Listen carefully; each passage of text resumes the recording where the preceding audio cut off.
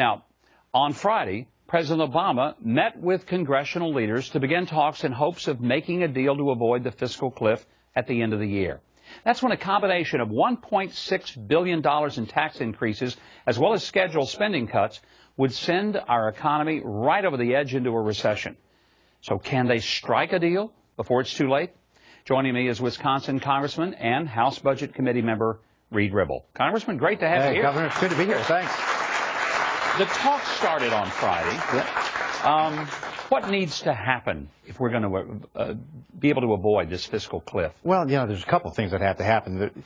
Our founders set up a system of government that required us to find consensus. And they said, if you find consensus on something, do those things. If you don't find consensus, don't do those things. And what this requires is some form of consensus. There's a lot of talk about revenue, and I think revenue has to be on the table. We should look at that. But the American people need to know that revenue is the smaller part or smaller element of it. If our revenues today are about the same as what they were in 2006, and yet spending is over $1 trillion a year more. And so it is clearly a spending-driven problem, and if we just talk about it on the revenue side, we're going to miss a real good opportunity here to solve a problem. The president is absolutely just focused on making sure that there's a tax increase.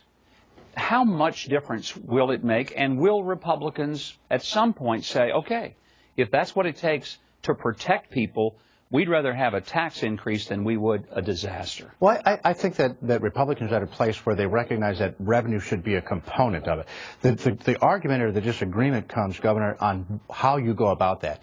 Tax rates in and of themselves do not really correlate well to the amount of revenue that the federal treasury receives, yet tax deductions do. And so I think the House plan is going to look similar. Republicans are going to look similar to what Governor Romney talked about in his presidential race. Let's cap expenditures or deductions to increase revenue, and then let's focus on spending.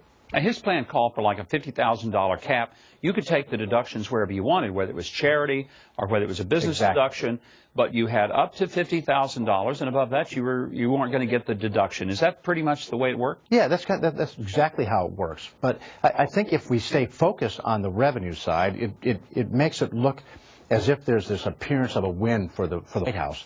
We don't necessarily need a win for the White House. We don't need a win for the Congress. We need a win for the American people. Listen, I ran for Congress because I was concerned about the debt and deficit in this country. You know, there's a lot of talk about this fiscal cliff you mentioned in your comments. We might actually have already been over the cliff, and now we're just trying to determine what type of landing we're going to have when we land. And is it going to be soft or is it going to be hard? And it can be softer if we do the right things that cause economic growth, that put Americans back to work, and gets control over the spending. You know, the president's been saying, look, I want to meet you in the middle. I want to find ways to compromise. Is there anything specific on the table that the president has laid out and said, look, this is what I'm willing to do to meet you? Not that we've been told of. He's talked a lot about raising tax rates on the top 2% of Americans, and not. That's not a compromise. Well, no, it's not a compromise. Yeah. But you know how this works. So you're going to start at his place, and we're going to start at ours. But the fact of the matter is, both places have to be in the discussion. I think all of it should be in the discussion, and I don't think that conservatives should necessarily complain that all things are in the discussion. We should be talking about everything, and it ought to be transparent, and we ought to come back to the American people with a plan that sets this country's finances on the right path forward so that your children and the grandchildren that you write about in your book actually have a future waiting for them. Will we avert and avoid the fiscal cliff? Is that going to happen before the end of the year, or are we going to have to go over it and then pick up the carnage? No, I think there's going to be some agreement that will get us into next year, whereby we can then address the real issues that have to happen. And probably the biggest friction point on our economy is our tax code. And I think we need to have a complete rewrite of the tax code, a major reform of that. I think they'll find some agreement before the end of the year, and then next year, House Ways and Means, along with the U.S. Senate, will begin to reform the tax code and get a pro-economic growth policy forward so we can put Americans back to work.